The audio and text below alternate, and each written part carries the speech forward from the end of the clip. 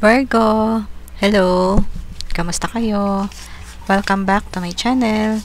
At sa mga ngayon lang po nakabisita sa aking channel, ay hello din po sa inyo. Huwag mo po kalimutang mag-subscribe at pindutin po ang notification bell para ma-notify po kayo kapag may bago po akong upload na video.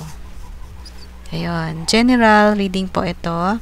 At pakinggan lamang po ang mga positive messages na pwedeng mag-resonate sa inyong mga sitwasyon.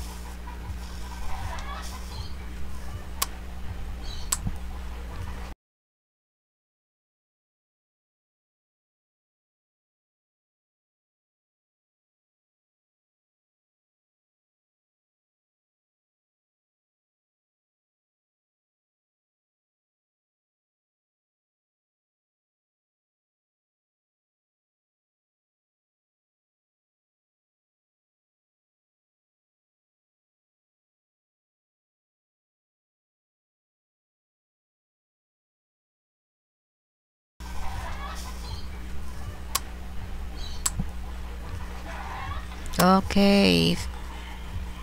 Feeling ko ang magiging reading po natin ngayon ay tungkol sa inyong present na trabaho o career.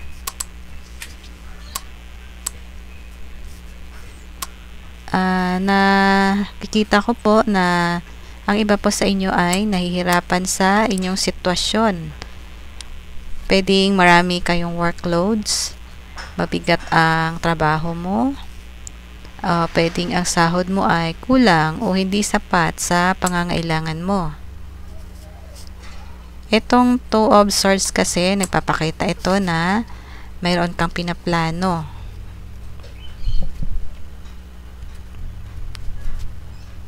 Mukhang may sitwasyon sa buhay mo or sa trabaho mo na gusto mong talikuran at may bago kang pinaplano na gusto mong pukusan.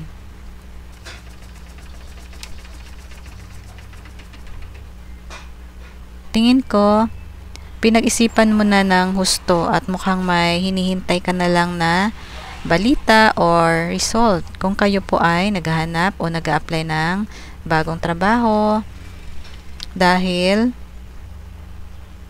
may darating po sa inyo na maganda at positive news.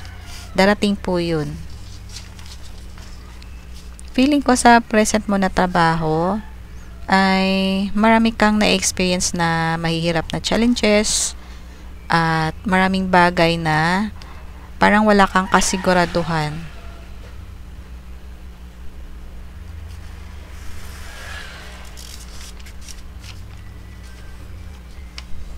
Pwedeng ang iba po sa inyo ay kulang sa mga benefits na dapat ay meron kayo at yun nga po, hindi po sakto yung sweldo.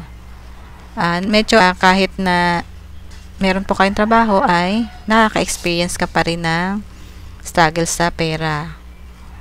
Feeling ko rin wala kang stability at security sa career path mo ngayon. Marami kang struggle sa trabaho mo. Ang good news po at positive news na darating sa iyo ay matatapos na ang problema mo sa kasalukuyan dahil may mangyayaring malaking pagbabago. Dito po kasi ang card na The World. Pwede ang iba sa inyo ay lilipat ng lugar, lilipat ng ibang kumpanya, lilipat ng mas magandang career, pupunta sa abroad, magmamigrate, kung saan ay may naghihintay po sa inyo na iba't iba at magaganda at bagong opportunities. Nasa card din po ninyo na mukhang ang iba sa inyo ay nanggaling sa maalong tubig at patungo na sa dalampasigan. Ibig sabihin, ano man ang mahirap or gaano man kahirap ang mararanasan ninyong mga struggles sa inyong career path ay malalampasan ninyo. Patungo ka na sa dalampasigan or towards sa positive changes at positive new cycle sa iyong buhay kung saan Nag-iintay sa iyo ang success at prosperity. Feeling ko sa pagbabagong ito rin ninyo matatagpuan at ma-experience ang pagkakaroon ng rewards at achievements ng inyong kasipagan po. Ayan. May-experience nyo pa yan sa magiging bago ninyong career. O example, lumipat po kayo ng kumpanya o ibang klase ng trabaho. Ayun po. Ayun. So, Virgo, magiging successful ka rin at the end. Makakamit mo ang success at prosperity sa iyong career o sa trabaho po ng iba sa inyo. Ayan. So, okay, Virgo. Kung nagustuhan po ninyo itong aking reading, huwag pong kalimutang mag-like at mag-subscribe. Thank you. God bless. Bye-bye.